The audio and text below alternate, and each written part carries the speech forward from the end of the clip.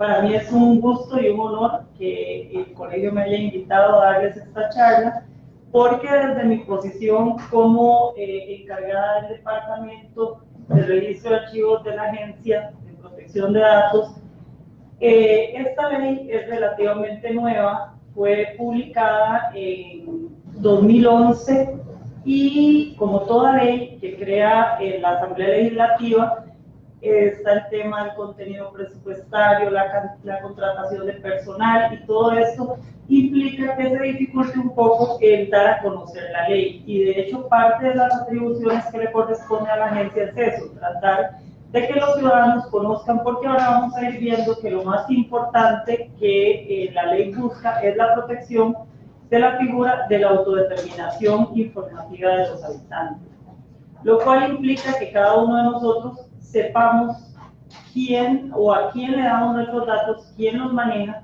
y que podamos ejercer nuestro derecho de tener acceso, actualizar los datos y solicitar la eliminación de datos, lo cual vamos a ver está estrictamente relacionado con muchas profesiones, no solo con la nuestra. Sin embargo, por la sensibilidad de la materia con la que nosotros trabajamos, que es salud mental, siempre tenemos acceso a datos casi que sensibles, porque ahora vamos a ver el tipo de datos personales que hay, son varios tipos. No hay uno más importante que el otro, pero hay unos que hay que tener un resguardo más cauto a la hora de manejarnos con ellos. Entonces vamos a entrar en materia.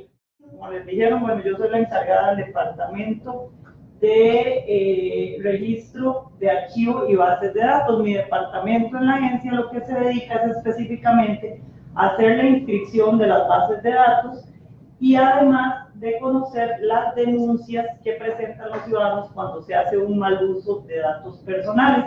También emitimos opiniones jurídicas, que eso es importante señalarlos, porque al final van a ver cuál es la página de nosotros. Si algún ciudadano, no importa quién sea, tiene una consulta, puede presentar a la agencia por medio de la página la misma, y según la cantidad de trabajo que haya, se va a evacuar la consulta. Nosotros generamos opiniones jurídicas que, si bien no son vinculantes, desde que entró la agencia a ejercer las atribuciones que la ley da, la misma sala constitucional nos ha mandado siempre a la gente que pone denuncias en este tema y le señala que la autoridad somos nosotros. Entonces, vamos a desarrollar esa consulta, si se quiere, con la mayor seriedad del caso y haciéndole el análisis necesario. Bueno, los antecedentes, siempre es importante saber de dónde viene un tema, y el tema de protección de datos se ve fundamentado específicamente en el artículo 24 de la Constitución Política, que es el que establece el derecho a la intimidad, a la libertad y al secreto de las comunicaciones de los ciudadanos.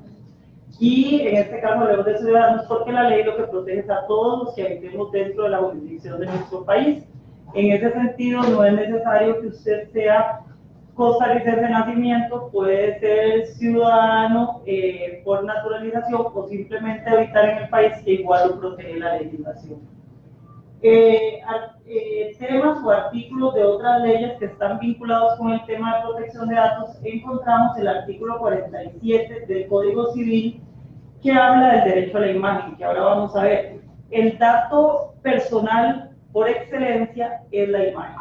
¿Por qué? Porque un dato personal es todo aquel dato que me hace identificable. ¿Y que nos hace más identificables que nuestra propia imagen? Sea esta por medio de fotografía o pintura, nos hace identificables.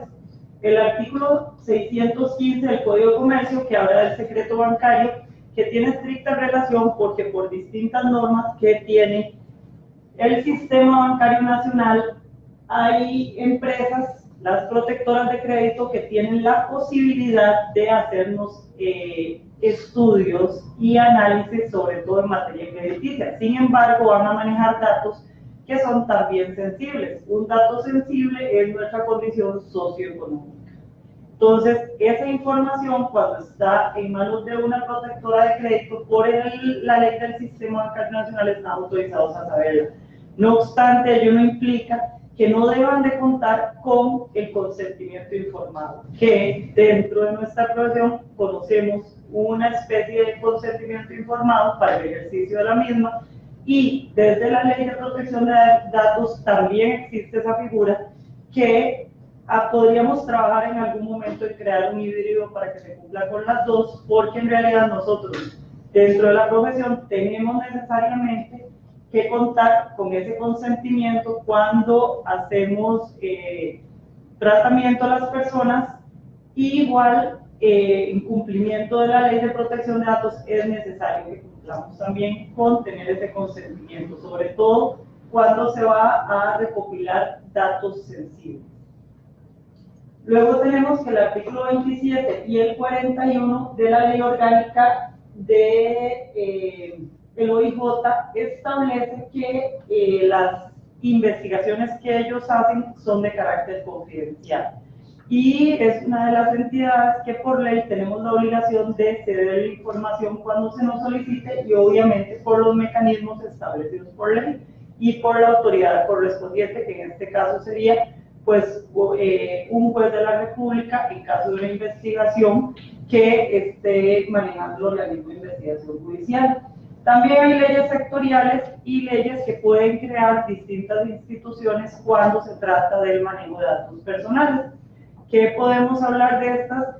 Cuando hablamos de videovigilancia, hay empresas tanto públicas como privadas que utilizan este sistema. Ya la Sala Constitucional ha dicho en reiterados pronunciamientos que para la función laboral los patronos están autorizados a poner videovigilancia con el objeto de ver el cumplimiento de las labores de sus funcionarios.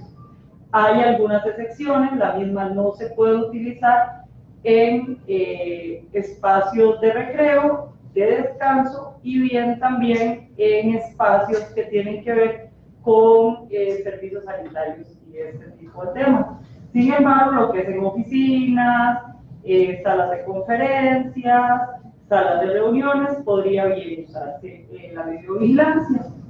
El uso de la videovigilancia sí implica que tengamos manuales o protocolos mínimos de actuación. Tendríamos que regular quiénes pueden tener acceso a esas imágenes. No significa, por ejemplo, a la agencia le ha pasado que en una municipalidad se le ha dado acceso a las cámaras a todos los regidores, cosa que no debería de ser, porque debería estar regulado quiénes específicamente pueden tener acceso, ya que por medio de la videovigilancia muchas veces se recopila información, no solo de imágenes, sino hay veces también de audio, que ese es otro dato sensible. Un dato de personalidad sensible es la voz.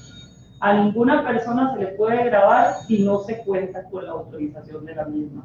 Sucede mucho que llamamos a instituciones y empresas privadas que nos dicen un mensajito que dice algo así como: esta llamada por control de calidad o por ver que se cumpla va a ser grabada. Eso no debería de ser, debería darse a la persona la opción de que marcando un número, qué sé yo, 1 diga sí, o marcando 2 diga no. ¿Por qué? Porque en caso de que la persona no esté de acuerdo, podría ser esa institución o empresa sujeto de una denuncia por grabar la voz sin la autorización de la persona dueña de la misma. Y después tenemos el muy conocido y en boga de muchas personas, Habeas Data, que en Costa Rica no existe la Habeas Data así, con ese nombre, específicamente regulado no hay.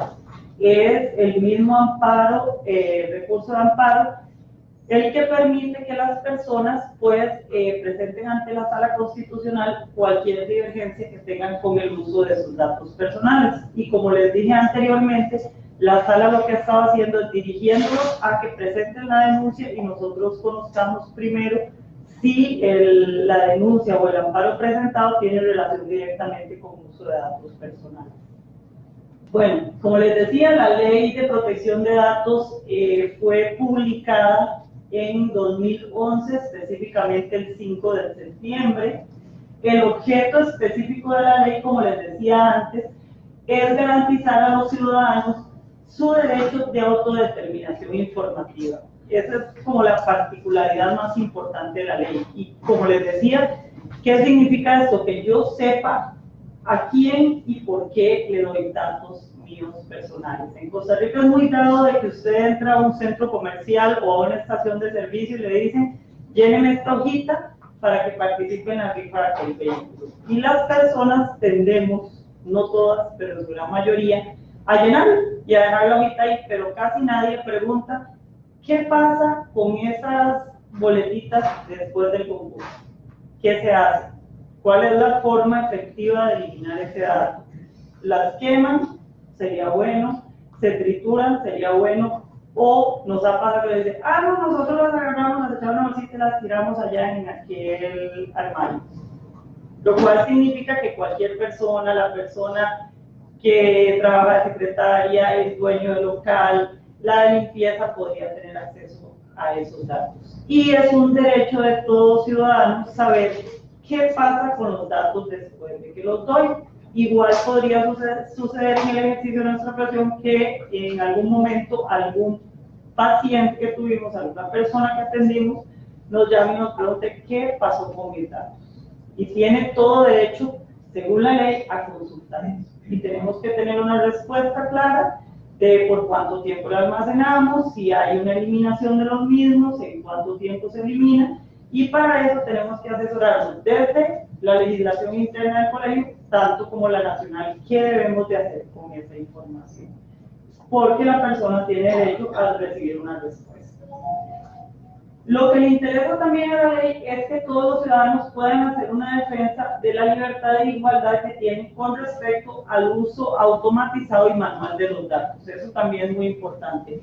Una base de datos puede ser tanto electrónica como podría ser el archivo que tengo aquí a la par, donde manejo todos los expedientes y la documentación física.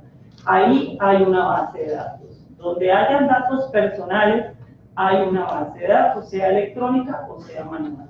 Hay ciertas excepciones a la aplicación de la ley. Entre las excepciones más importantes está cuando se solicitan datos para la seguridad del Estado, hay obligación de darlos. Cuando se solicitan datos para el ejercicio de la autoridad pública, que son como los datos que nos piden desde nuestro nacimiento, cuando nos registran a cada uno de pequeños en el Tribunal Supremo de Elecciones o en el registro civil bien conocido, para la prevención, persecución, investigación, detección, represión de las infracciones penales, de las infracciones deontológicas de los profesionales. Y esta parte está subrayada porque implica que en investigaciones que tienen relación con infracciones a nuestro código de ética, en este caso, tiene derecho a darse datos personales. Y ahora más adelante vamos a ver por qué pasa con empresa privada y hasta con instituciones públicas que se hace una solicitud desde el colegio para saber hasta dónde trabaja el profesional, cuál es el horario que tiene, y muchas veces se dice no. Y el colegio tiene autoridad dada por el Estado para que regule el ejercicio de la profesión. Y eso tenemos que tenerlo claro. El funcionamiento de bases de datos que utilizan fines estadísticos, históricos y de investigación científica, los cuales van a ser necesarios porque el Estado necesita saber cuántos habitantes hay para prestar diferentes servicios, servicios de salud, de seguridad, y en esos casos hay obligación de dar la información. La adecuación de la prestación de servicios públicos, que es lo que presta el Estado en todos. Yo no puedo ser miembro de una comunidad y no darle a la municipalidad de mi comunidad mis datos, necesariamente, porque además de que les corresponde regular todo lo que está en su jurisdicción, también tenemos que apegarnos a ciertos principios legales como el pago de impuestos, y en estos casos es necesario darle información. Y la eficaz actividad ordinaria de la administración pública por parte de sus autoridades es casi que lo mismo. Toda la actividad que ejerce el Estado es necesario que aportemos la información cuando se nos solicita. Estas son las excepciones a la ley. Por lo que en estos casos se debe dar la información cuando es solicitada. Y aquí tenemos las definiciones. Como les decía, hay diferentes tipos de datos personales. Encontramos los datos irrestrictos. Estos se encuentran en bases de datos públicas que son de acceso general. ¿Cuáles son esas bases de datos? El Tribunal Supremo de Elecciones, el registro de la propiedad, son bases de datos que por una ley específica se crearon y debemos de aportar esos datos. Ahí usted va a encontrar datos como cuando se mete al Tribunal Supremo de Elecciones, pone mi nombre, Carla Quesada Rodríguez, y inmediatamente encontrará mi número de cédula, quiénes son mis padres, por lo general el lugar donde yo ejerzo mi derecho al voto, pero no va a encontrar una dirección exacta. Por ejemplo, en el registro de la propiedad encuentra direcciones referenciales donde va a decir que usted tiene una propiedad tal, que al oeste colinda con tal, al este con el otro, al sur con el otro, pero nunca va a decir una dirección exacta, porque la dirección exacta también es un dato personal sensible. Solo debe manejarla la persona y dársela a aquellas otras partes que también les interesan, en este caso como a quién, como a la municipalidad de donde yo trabajo, como a mi patrón que también le interesa saber dónde trabajo, donde vivo, perdón. Sin embargo, no es un dato que debe ser de acceso público. Acceso restringido también son datos que vamos a encontrar en registros o en bases de datos de acceso públicos, pero de acceso irrestricto, o sea, solo le interesa a la persona y a la administración pública ese dato. ¿Cómo?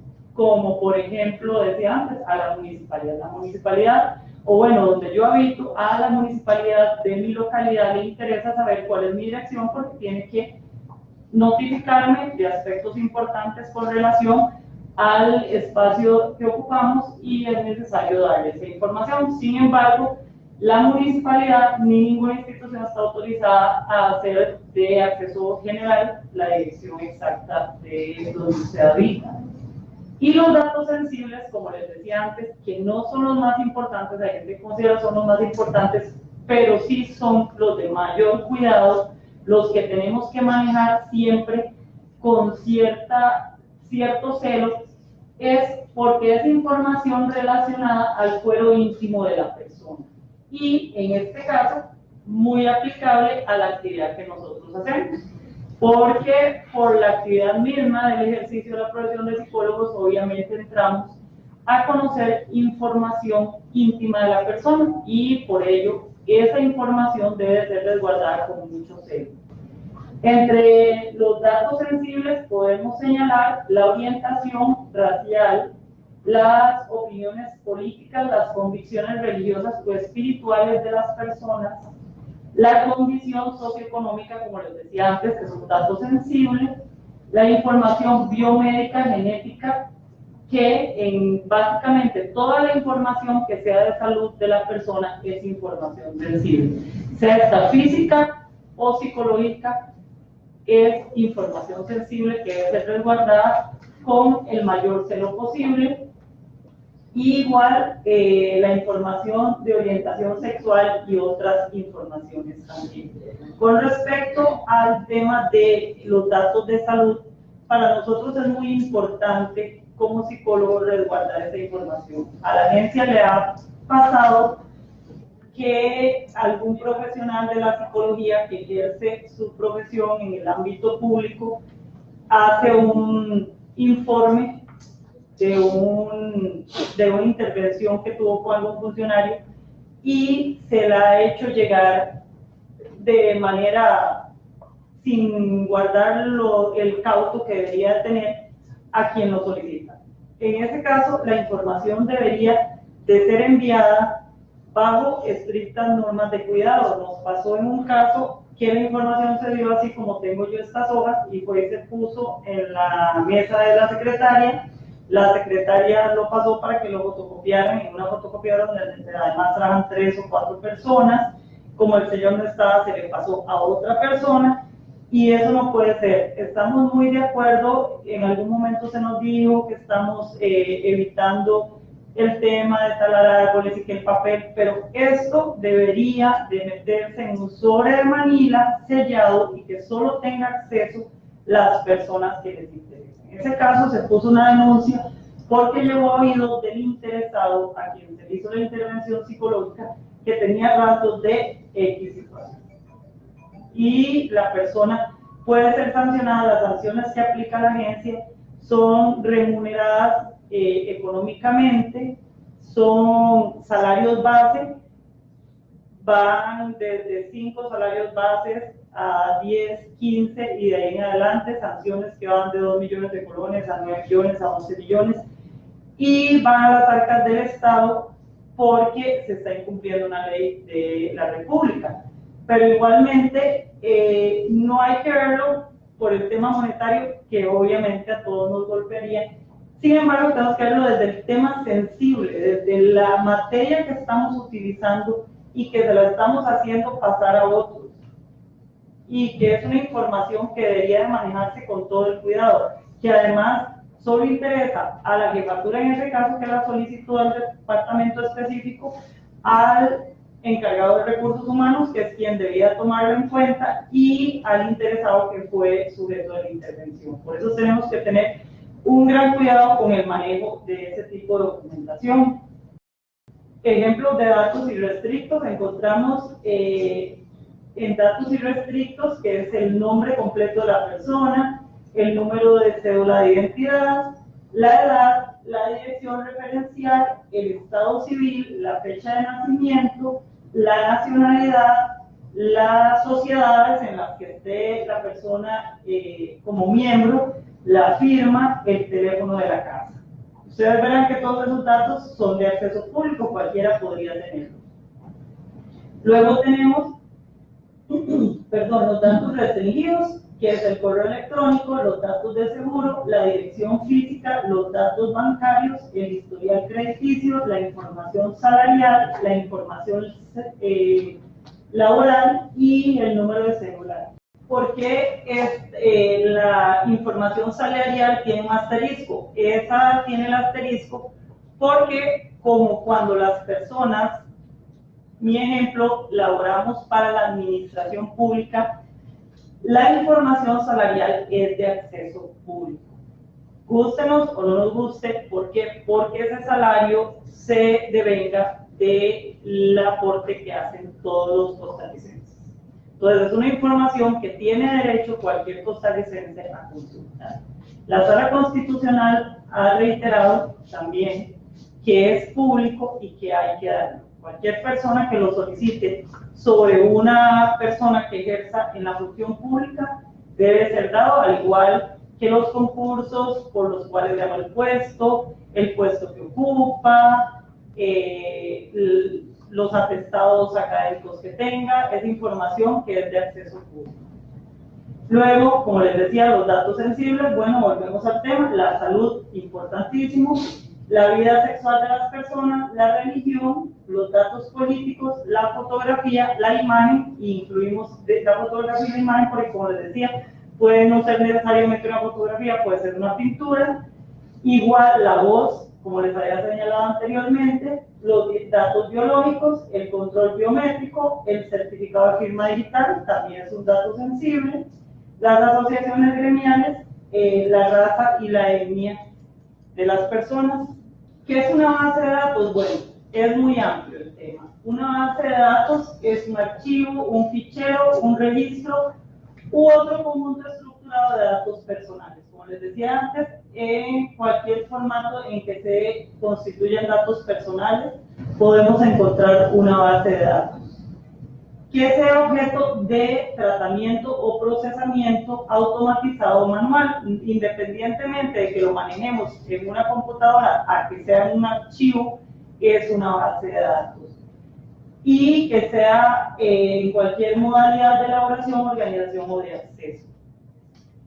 ¿Quién es el responsable de una base de datos? Bueno, el responsable de una base de datos es la persona física o jurídica que administra, gerencia o se encarga de esa base de datos, ya sea una entidad pública o privada también. Las entidades públicas o privadas igualmente se van a ver reguladas por la Ley de Protección de Datos.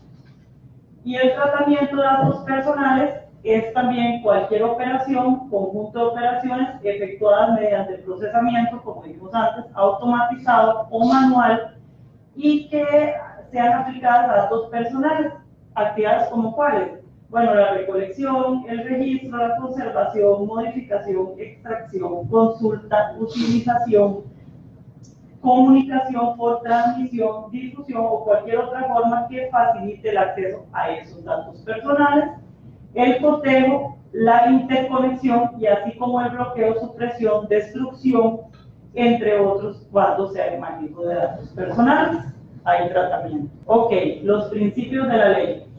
El principio básico de la ley es el consentimiento informado. Para que yo tenga o cree una base de datos, debo de tener el consentimiento de las personas, lo cual es muy aplicable al ejercicio de nuestra profesión. Igualmente, cuando vamos a dar una intervención dentro de nuestra profesión, tenemos necesariamente, y así lo dice nuestro Código de Ética en el artículo 9, de contar con ese consentimiento informado.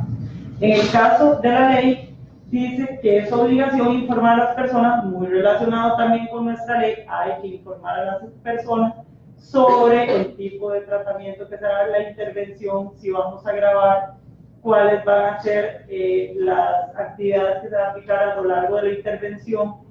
Toda esa información debe de ser dada a la persona con la que vamos a tratar. En este caso, con la ley, como les decía, pueden hacerlo ustedes, podría hacerse el ejercicio de crear un consentimiento que cumpla tanto con la ley como con nuestro código de ética. Debe darse ese otorgamiento, en el caso de la ley, igual en nuestra profesión, contar con la firma de la persona del consentimiento informado. Ahora vamos a ver en un caso específico que tuvo el colegio, de que si no tengo la firma, no hago nada con tener consentimiento, y que sea el tipo de intervención que se dé, hay que contar con el mismo y la firma, la debida firma del consentimiento. El consentimiento dentro de la ley se establece que sea libre, específico, informado e inequívoco. Elementos necesarios para que haya un consentimiento, efectivamente. Y luego, nuestra ley de protección de datos establece que debe de haber una calidad de la información. ¿Qué implica ello? Que la información tiene que ser actual. Cuando en una base de datos hay información que es desactualizada, puede ser sujeto de una sanción, o por lo menos de que una persona sienta que se le está vulnerando sus derechos. En este caso, la ley de protección de datos crea una figura jurídica que no es la prescripción ni la caducidad. Muchas personas llegan a señalar que hay una prescripción a caducidad. No, se llama derecho al olvido. El derecho al olvido nos habla dentro de la ley 8968 que todos aquellos datos que se hayan suscitado 10 años, que haya transcurrido ese plazo desde que se dieron, deben de ser eliminados de las bases de datos. Ninguna base de datos puede estar con datos que sean más allá de los 10 años que se suscitaron. La exactitud, deben de ser exactos. No puedo utilizar datos inexactos, deben de ser veraces además y adecuados al fin. ¿A qué me refiero con esto? Por ejemplo, tuvimos un caso de una institución donde se pretendió, o bueno, sí se hizo, de aplicar una sanción disciplinaria a una funcionaria porque parece que salió en horario laboral. Usaron como prueba la grabación de la videovigilancia. Pero cuando la videovigilancia se aplicó en esa institución, se le señaló a los funcionarios que era para un tema de seguridad. Resulta ser que si yo te voy a aplicar a vos un procedimiento disciplinario señalando que usted ese elemento, le estoy cambiando la adecuación al fin que tenía ese dato. Ese dato había sido recopilado para un tema de seguridad, no para sancionar disciplinariamente en el ejercicio de la profesión a una persona. Entonces, cuando vamos a usar un dato, debe de señalársele a la persona los usos que se le pueden dar. En este caso, si yo voy a poner videovigilancia, debo de señalar que la misma va a ser usada para seguridad, para control de ejercicio de la profesión, de que estemos en el horario y en el plazo que establece nuestro horario laboral, para poder usarlo si lo vamos a usar como un elemento de aplicación disciplinaria, como puede ser también que muchos de nosotros en algún momento prestamos un dato a una agencia de viajes para que nos pasen, qué sé yo, al correo electrónico el boleto que compramos. Pero después empiezan a mandarnos y a mandarnos y a mandarnos publicidad de las ofertas que tienen. si cuando se nos solicitó no se nos especificó que eso sí iba a hacer, estoy haciendo un mal uso del dato. Igualmente, que muchos de nosotros también en alguna ocasión trabajamos en un departamento de recursos humanos y se da un concurso y se establece, qué sé yo, vamos a contratar a un profesional en derecho en el, qué sé yo, concurso DZ8 para el puesto de asesor legal.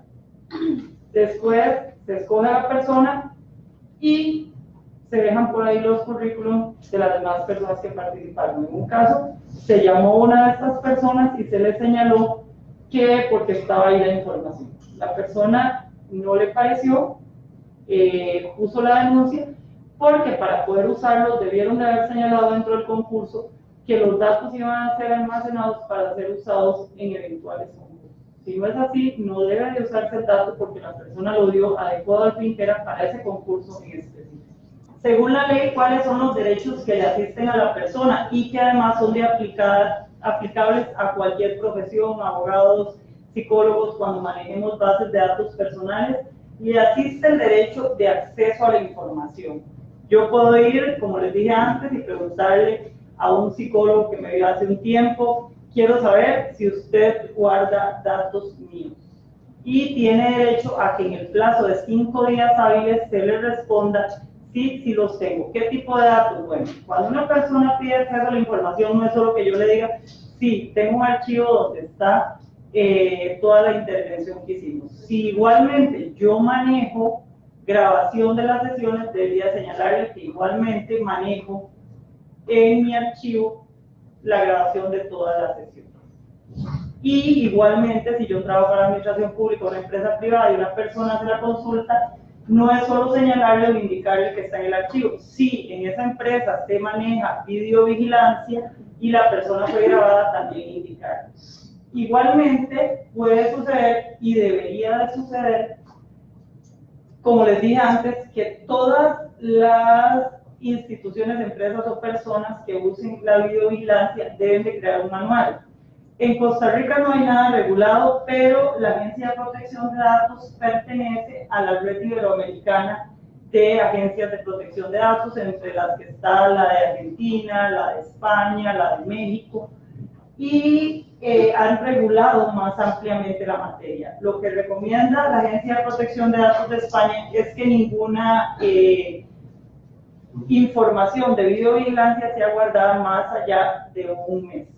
En este caso, en Costa Rica, como les digo, todavía no hay una regulación, pero si lo utilizamos, debería de haber en nuestro manual una especificación de con cuánto tiempo se va eliminando la información. Si la persona pidió acceso, como hablábamos, a la información y en algún momento hubo, se le puede señalar que lo que es la videovigilancia es eliminada cada cierto tiempo, por lo cual ya no contamos con ninguna dato personal que involucre imágenes de su persona. Igual las personas tienen derecho de rectificación. ¿Qué significa eso? Que si en mi base de datos se establece que una persona está casada y resulta que la persona ya se divorció y quiere que se establezca eso en la base de datos, tiene todo el derecho de pedir que se haga esa rectificación, que sería lo mismo como una actualización. Otro principio importante dentro de los derechos de la persona es la confidencialidad, que está muy relacionada, y ahorita lo vamos a ver con el ejercicio de nuestra profesión. La Ley de Protección de Datos establece en su artículo 11 el deber de confidencialidad que tenemos todas las personas que por una u otra razón tengamos acceso a datos personales en razón de la función que ejercemos. En este caso, nosotros como psicólogos tenemos también ese deber de confidencialidad desde nuestro código de ética. Este deber implica que toda la información que llegue a mí en razón de la actividad que ejerzo no puede ser transmitida a otra persona. Hemos tenido situaciones de una denuncia porque un profesional va en el bus de la institución y le señala, sí, de aquello que te conté, a fulanito tal la suspendieron 2 meses sin goce de salario. Esa es información a la que yo tuve acceso en razón de la función que ejerzo. Yo no puedo comentarla en el bus, no puedo comentarla con nadie. Es una información que debo de resguardarla yo y además hacerla resguardar, que ahora vamos a ver con el personal que trabaje conmigo.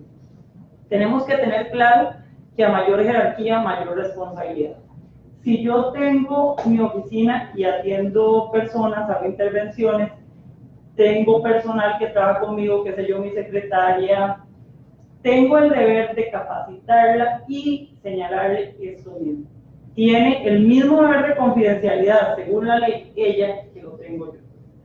Y siempre va a acarrear responsabilidad en caso de denuncia para nosotros, porque nosotros somos la fuente, nosotros somos los que estamos pidiendo la información. Entonces, si nosotros hemos capacitado a nuestro personal y en caso de denuncia se nos pregunta, hay una denuncia de una persona que dice que su secretaria denunció, yo puedo presentar que tomé las medidas, que hice la advertencia, que cuando le transfiero algo le pongo la notita que tiene un deber de confidencialidad, y eso ya es una medida que nos puede ayudar en mucho en caso de que haya una fuga de información. Y la eliminación es otro de los derechos que le asiste al ciudadano. Cualquier ciudadano puede solicitar la eliminación de la información personal cuando así lo requiere. En nuestro caso, bueno, hay que analizarlo desde el punto de vista del código de ética porque ya hicimos una intervención, es necesario mantenerla cierto tiempo. No obstante, cuando haya transcurrido el tiempo, sí se debe de eliminar si la persona lo solicita. Deberes y derechos de las personas colegiadas. Bueno, el artículo 10 de nuestro Código de Ética también nos habla de que debemos de cumplir y hacer cumplir las disposiciones de esta ley, del reglamento general del colegio, de los acuerdos, de las resoluciones, de las órdenes de la Asamblea General o de la Junta Directiva.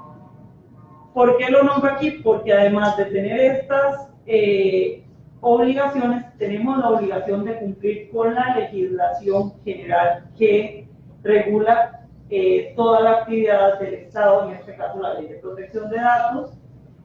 Ahí nombro los otros deberes que tenemos, pero específicamente el que me interesa es que tengamos claro que además de cumplir con lo que establezca los diferentes o las diferentes normativas que tiene el colegio, tenemos el deber específico de cumplir con lo que establece la legislación, en este caso la Ley de Protección de Datos. El deber de informar, o bueno, de información, es además de ese respeto que le debemos a los usuarios de nuestro servicio. ¿Por qué? Porque viene a nosotros a depositar con confianza información personal. Entonces, dentro de los procedimientos que tenemos que tener, además de crear el encuadre, es tener el consentimiento informado. Como les digo, es obligación en cualquier tipo de intervención que hagamos el cumplimiento de contar con el consentimiento informado de la persona debidamente firmado. Y obviamente el resguardo del secreto profesional. En ese sentido, de todo lo que nos digan, de todos los datos que recopilamos, de todo lo que veamos y de todo lo que grabemos.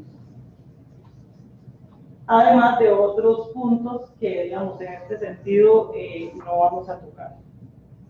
Luego, el Código de Ética, como les decía, en el artículo 9, nos establece el deber de contar con el consentimiento informado, y como se los decía anteriormente, ese consentimiento debe de ser pedido indistintamente el tipo de intervención que vayamos a hacer. Siempre debe contarse con ellos, y soy reiterativa en esto porque aún no lo crean, he visto por lo que he estado analizando con el tema, que se siguen dando denuncias donde no se cuenta con ese consentimiento o se cuenta sin firmar, cosa que es como si no se contara, porque la firma estampada de la persona es la que nos está diciendo que la persona fue informada, que se le habló del tipo de intervención, que se le habló de que se iban a tomar datos y la persona tiene claro qué está haciendo en ese proceso, que es necesario contar con la información. Como les decía, aquí hay una resolución que me llamó mucho la atención, es muy reciente, como pueden ver, la 03 del 8/2019,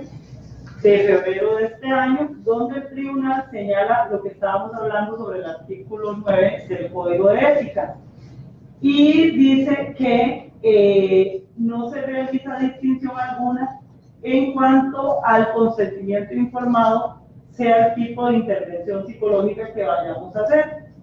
Y lo más relevante es que cualquier intervención psicológica deberá de contarse con la autorización de la persona usuaria Y esto se hace como dije anteriormente, a través de la firma. Ahí está señalado que la persona fue informada y que se le habló de qué tipo de procedimiento se va a hacer y del resguardo y secreto profesional que vamos a tener con su información.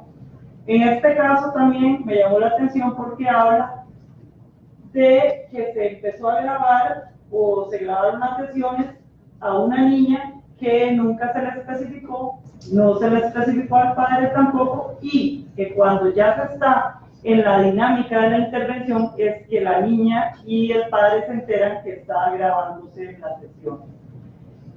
Como dice, este tipo de actuación riñe o está en contra de la normativa deontológica de nuestra profesión, porque no puede haber encuadre si no hubo comunicación de objetivos, si no se le explicó a la persona el método, no se le explicó los procedimientos de trabajo y además no hay una firma de un consentimiento informado. En ese sentido, tenemos que tomar las medidas necesarias.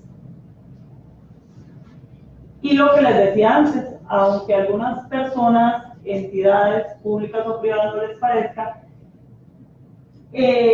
los colegios profesionales, el de psicólogos, el de abogados, el de médicos, todos cuentan con la autorización del Estado para el ejercicio de la función que hace. Fue el Estado el que creó esta figura para regular el ejercicio de las distintas profesiones. Por eso, en cualquier momento en que el colegio de psicólogos solicite información sobre nosotros, a la entidad en la que trabajemos, a la empresa en la que trabajemos, tienen la completa obligación de informar dónde trabajamos, qué horario trabajamos, qué tipo de actividad hacemos, para que el colegio pueda regular y velar por un debido ejercicio, lo cual además tenemos que verlo en beneficio de nosotros mismos porque tenemos que cumplir con una serie de normas. Y que el que todos cumplamos crea nombre, crea una figura de qué es el psicólogo, nos da un estatus dentro de la sociedad para que se entienda que estamos regulados, que no es una actividad a la libre, que no es algo que a mí se me ocurrió ayer poner una oficina y empezar a atender personas, sino que es un tema que está regulado y que el Estado fue el que le dio la capacidad a cada colegio profesional para el ejercicio de la regulación de la profesión.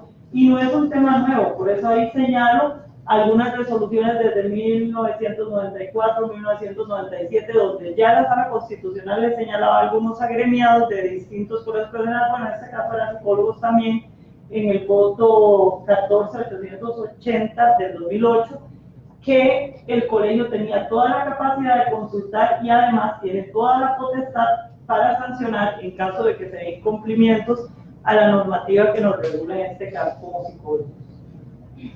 El secreto profesional pues es una obligación, lo tenemos claro, y esto nos obliga a tener una reserva absoluta de la información que llegue a nosotros en razón del desempeño de la función que estamos ejerciendo. Esto es muy importante por cuanto también dentro de la Ley de Protección de Datos tenemos esa obligación. Toda la información que nosotros tengamos acceso en razón de la actividad que estamos ejerciendo, tenemos la obligación de hacer un absoluto resguardo. Hay diferentes entidades que pueden regular que cumplamos con lo que se establece. Como dice, en este caso podría ser el tribunal, podría ser las instancias del colegio. No obstante, el incumplimiento del secreto profesional nos puede acarrear distintas consecuencias, podría llevarnos también a una situación en la vía judicial. Por eso es de relevante importancia que siempre cumplamos con todo lo que tiene que ver con el consentimiento informado, el secreto profesional y cumplir con los señalamientos que nos haga el colegio. Porque vamos a estar viendo que también encontramos otro tipo de sanciones en la vía penal. Aquí volvemos a tocar el tema, el artículo 11 de la ley, en este caso de la Ley de Protección de Datos, la 8968, nos establece que tenemos que cumplir cuando manejamos bases de datos con ese mismo deber de confidencialidad. Toda la información que se maneja en nuestra base de datos es confidencial y así debe manejarse tanto desde mi persona, que soy la encargada de esa base de datos, como del personal que tenga cargo. Quienes sean encargados también de un departamento de salud, si están en esa situación, en la vía administrativa también, en la vía del Estado, deben de resguardar esa información con todas las medidas necesarias. ¿Qué implica esto? Que tenemos que crear los protocolos de actuación mínima que establece la Ley de Protección de Datos. Esto implica que yo cree directrices, manuales y todas las normas necesarias para que se cumpla con eso. Por ejemplo, si yo soy la psicóloga de un departamento de salud en una institución de la administración pública y resulta ser que la información que yo paso tiene acceso también a alguien de recursos humanos, tenemos que tener siempre algo mínimo, una bitácora. No significa que porque yo trabajo en el departamento de recursos humanos per se puedo llegar y agarrar un expediente y decir voy a ver este expediente. No.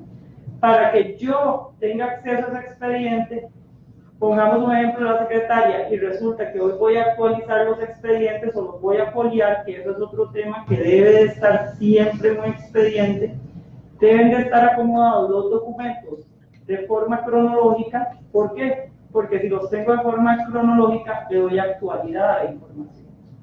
Si yo llego y meto y acumulo y acumulo y acumulo, y yo llego como agencia a consultar sobre una denuncia, abro aquí, y aquí me aparece algo del 2006, que es la primera hoja, y corro para allá, y al final me aparece otro del 2002, no hay un orden y no sé si la información está actualizada o está desactualizada.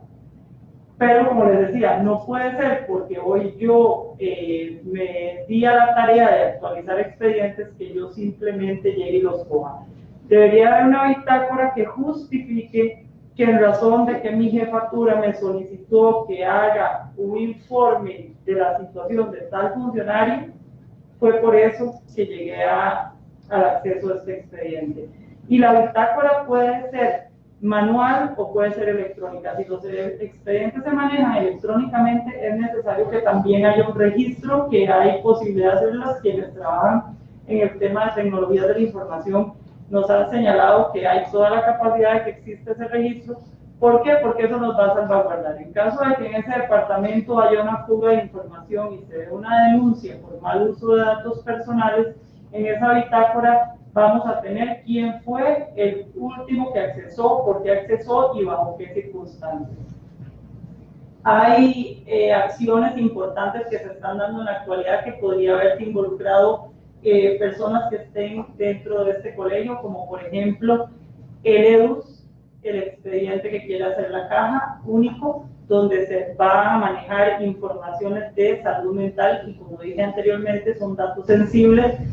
Tenemos como profesionales y además como ciudadanos que tener claro que para el resguardo de mi persona y de la información sensible que nosotros manejamos, porque como les dije, sobre todo tener presente la importancia de que esa información sensible que pertenece a una persona, es importante que tengamos claro que debemos de siempre visualizar para qué se utilizó el expediente.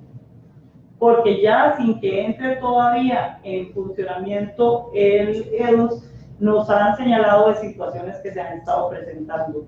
Y es importante también que hagamos conciencia que toda la información que yo pueda tener acceso en razón de la función que hago es solo para eso.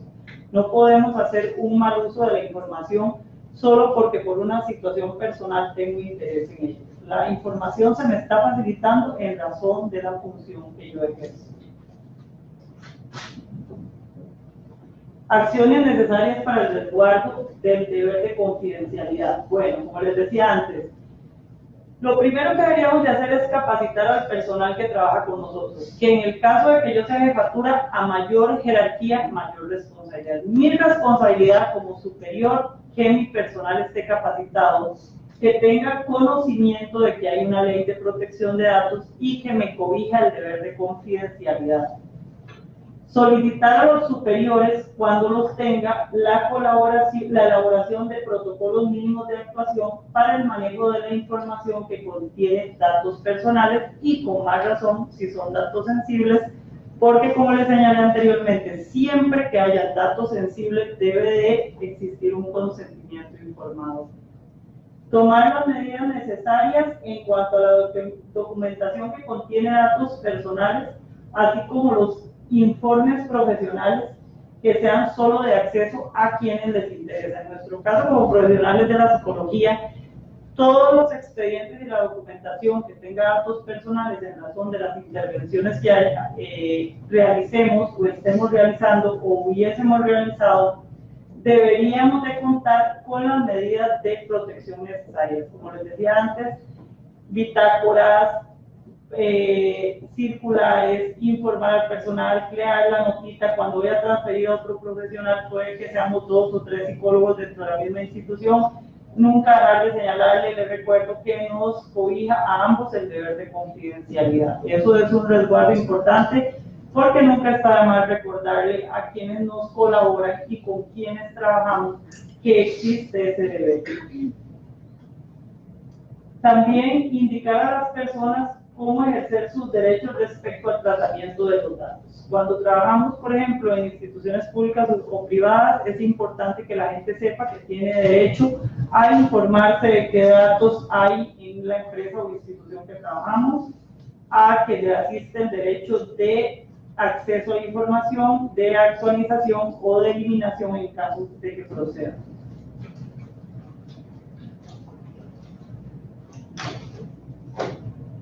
Causales de procedimientos de protección de derechos o denuncias bien conocidas es cuando se recolecten, almacenen, transmitan, transfieran o se empleen datos personales que contravengan la ley y el reglamento de protección de datos de los habitantes.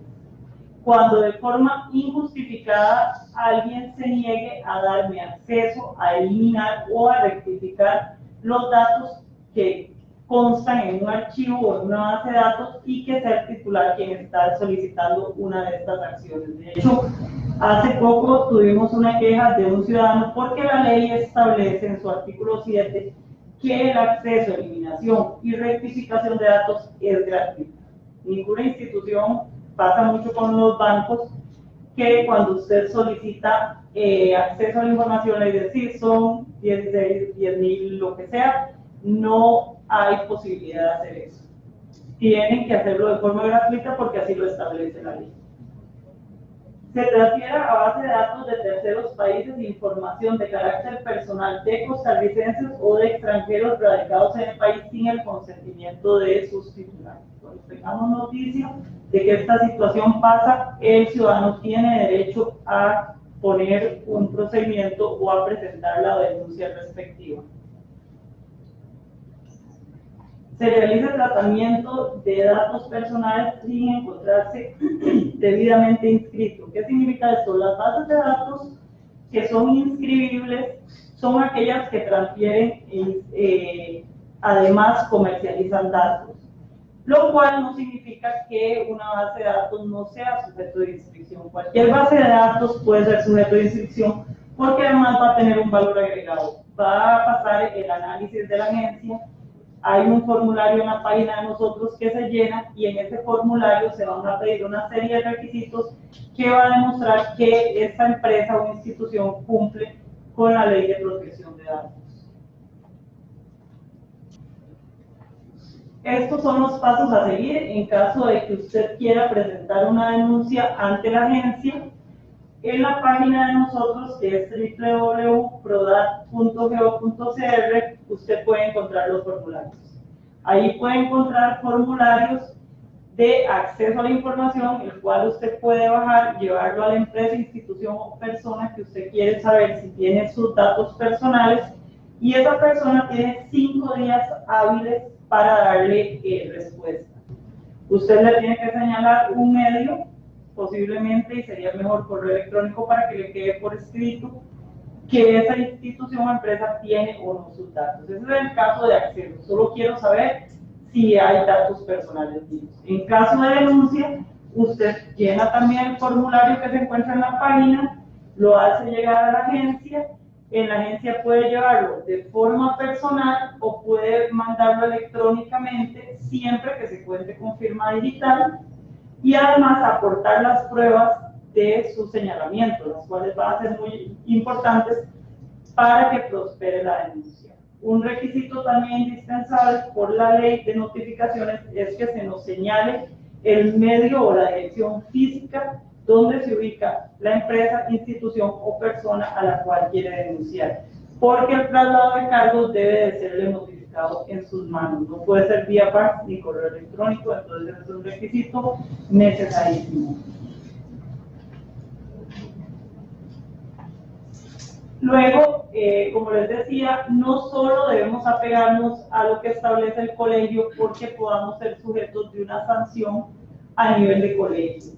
Existe regulación, el artículo 196 bis, que fue modificado hace muy poco, donde se establece penas, donde podemos ir a prisión por el mal uso de datos personales, cuando sin autorización de un titular de un dato personal se apodere, modifique, interfiera, conceda, copie, transmita, publique, difunda, recopile y inutilice, intercepte, retenga, venda, compre, desvíe para un fin distinto para los que fueron recolectados datos personales.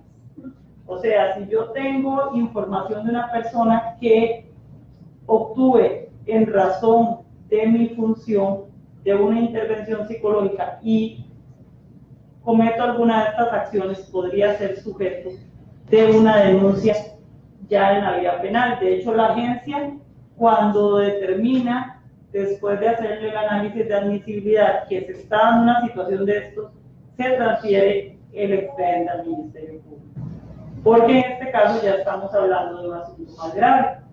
Y en caso de que se probara en el Ministerio Público, después de todo un proceso obviamente, existe un agravante de 2 a 4 años de prisión para que cuando la persona que cometa cualquiera de estas acciones lo haya hecho porque es la encargada de administrar o dar soporte a un sistema o a la red de información o telemática donde esté esta información, porque tuvo acceso en razón de sus funciones, que podría ser cualquiera de nosotros ejerciendo la profesión en cualquier institución pública o privada, o bien la información se trate de información de un menor de edad o incapaz, o la conducta que se efectúe a través de la ideología, la religión, las creencias, la salud, la orientación racial o referencial o la vida sexual de una persona. En este caso, en la parte final, es cuando hablamos de datos sensibles. Cuando tenga relación con alguna de ese tipo de información, también puede ser sujeto del agravante de la pena. Y luego tenemos que también la captación indebida de manifestaciones verbales. Como les decía antes, nadie puede ser grabado sin que contemos con la autorización de esa persona. Por eso es la importancia que en ejercicio de nuestra profesión, cuando vamos a grabar la voz o bien vamos a grabar las sesiones, le informemos a las personas, porque podríamos vernos envueltos en una situación que no digo que muchas veces suceda porque tuvimos la intención, pero podría ser involuntaria o tal vez por falta de capacitarnos que incurramos en una situación de estas. Entonces, cuando medie procedimientos técnicos, escuche manifestaciones privadas que no le han sido dirigidas, excepto lo previsto en la ley sobre registros, secuestro y exámenes de documentos privados e intervenciones de comunicaciones, tendrá la persona una pena de 1 a 3 años. O sea, también podríamos vernos en la situación de que trabajemos con otras personas, dejemos alguna grabación, sea visual o sea de audio, y esa persona tenga acceso. Por eso también la importancia de capacitar y informar a las personas con las que trabajemos del por qué no puede tener acceso solo porque sí a una información que tuvimos acceso en razón de la función que ejercemos.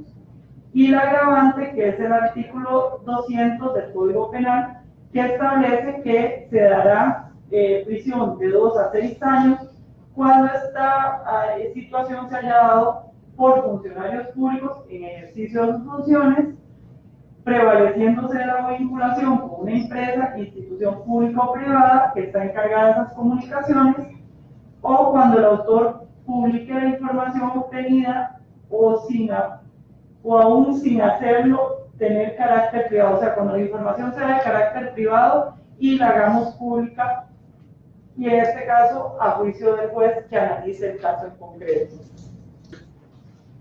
Finalmente, como agremiada del colegio, me parece sumamente importante que cumplamos con las normas que establecen a lo interno el respeto y la confidencialidad de los datos personales, pero también es importante que tengamos conocimiento de toda la legislación que a nivel nacional nos cobija y que no olvidemos que además, como dije antes, la parte sensible, trabajamos con datos que son muy importantes para cada individuo y que no podemos darnos el lujo de dejar al uso que quiera cualquiera. Somos nosotros quienes debemos de resguardar esa información. Igualmente, en ese correo cualquier consulta que tengan pueden hacerla llegar, hacen el señalamiento que quieren que se las evacúe. Si no lo puedo hacer yo, pues el personal que trabaja conmigo en el departamento les estaría evacuando. Como les dije, pueden solicitar una opinión jurídica si les parece un tema específico y que quieren que sea tratado ampliamente. Y igualmente, bueno, estoy para servirles como colega de ustedes también en cualquier cosa que les sea útil. Igualmente pueden buscarme a cualquiera de los medios o ahora les facilito la tarjeta para que tengan el medio telefónico al cual comunicarse.